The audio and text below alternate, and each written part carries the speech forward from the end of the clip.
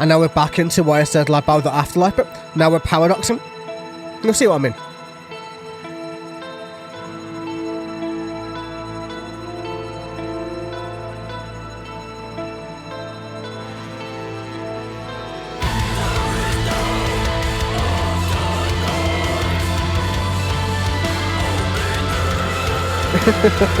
I know.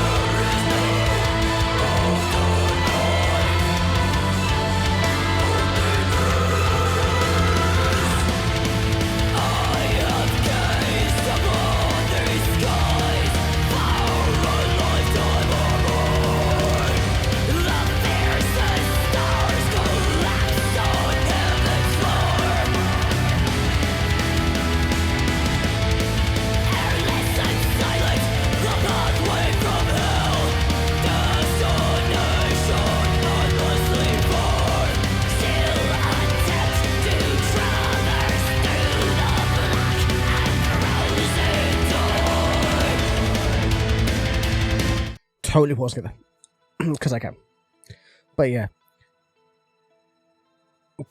as we went further, as we're going further into it, you're seeing the paradox between the two. So there is no afterlife, only your soul. Now we're going into the paradox, which is there is no afterlife, only this. So this is more, it's almost like the Cabaret of Dreams is literally speaking to you, in a sense, like it's the more Solveig's inner point of view. It's more going towards that type of way. I have gazed upon these skies for a lifetime or more. The fiercest stars collapsed on heaven's floor. So like heaven's floor would be space itself, would be the sky above, would be the blackness of space. As they don't see the light anymore, the light isn't a thing for them. Airless and silent, the pathway from hell. Destination endlessly far. So yeah, it's almost like they're travelling across an entire universal galaxy in a sense. In that way anyway. Still attempt to traverse through the black and frozen time. So like even in the Cabaret of Dreams, time is endlessly frozen. So eternity is a literal eternity. There is no real passing, only if they ever choose to leave, which is when they eventually pass on and move on to whatever comes next. And yeah, interesting. Let's keep going then. I should have like waited to pause it, I think, but it doesn't really matter.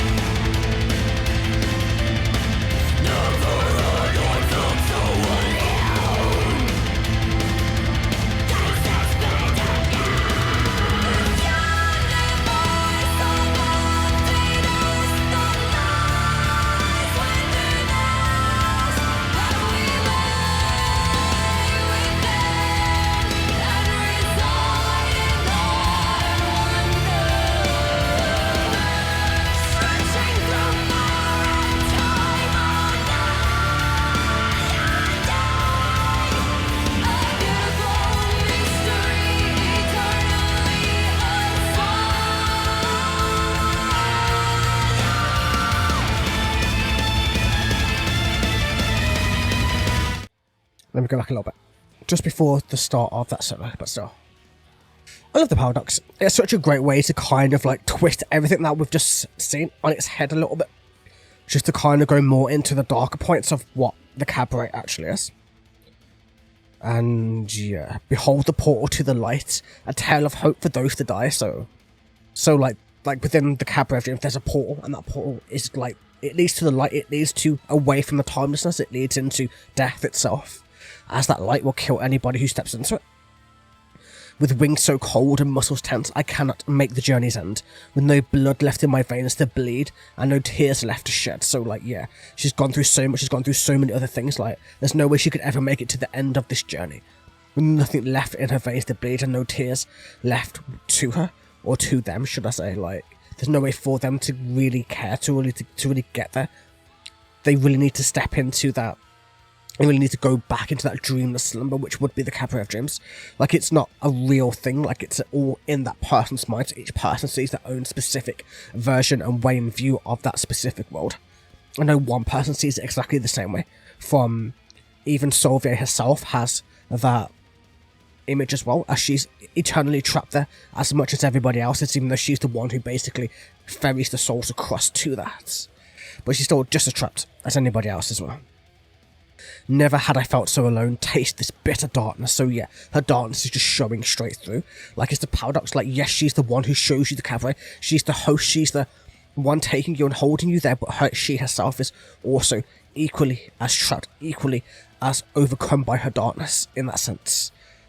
The universe of emptiness that lies within us, that we lie within, and reside in awe and wonder, stretching through matter and time unending, a beautiful mystery eternally unsolved. So, like, the mysteries of the universe, the mysteries of life itself, never really ever showing. All that's really left is the cabaret. That's all that they have.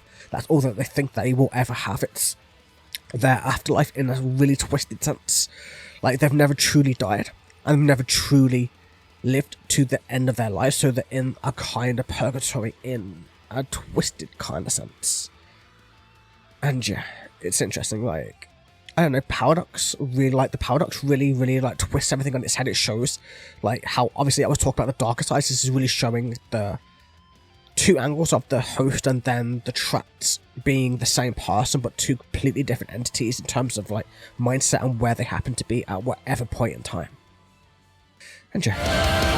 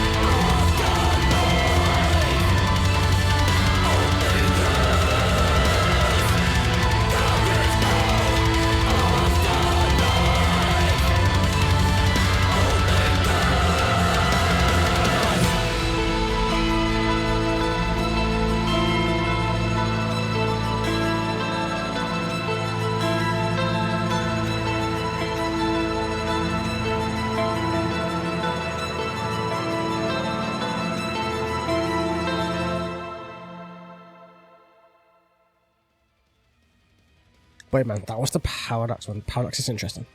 It switches things up. So yeah, become the dreamless, reach the void and see. Into the emptiness that birthed and deny me. So Like, the dreamless are the ones who hooked into the cabaret. Like, the people, the souls that are there. Those are the dreamless that she's talking about.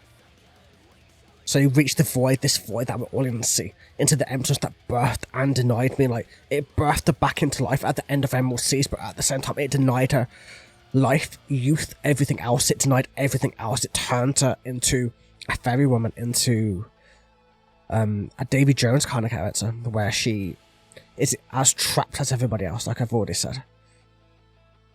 Forsaken, we shall accept this as our truth, like the Cabaret of Dreams is our truth, we have to accept it. Dreaming in this language, but longing for our youth, like dreaming in the language of the cabaret, but at the same time wanting to be out, wanting to be free from this place. As much as she's there, she's twisted against it, she doesn't quite know which way she wants to go yet, and as much as she wants to escape, she wants to stay because there's safety there, as well as having the darkness and the denial and everything else, like paradoxing against the whole idea of the Cabaret of Dreams itself. So that's the conflict that's happening within Solveig's mind right now. And yeah, let's keep going.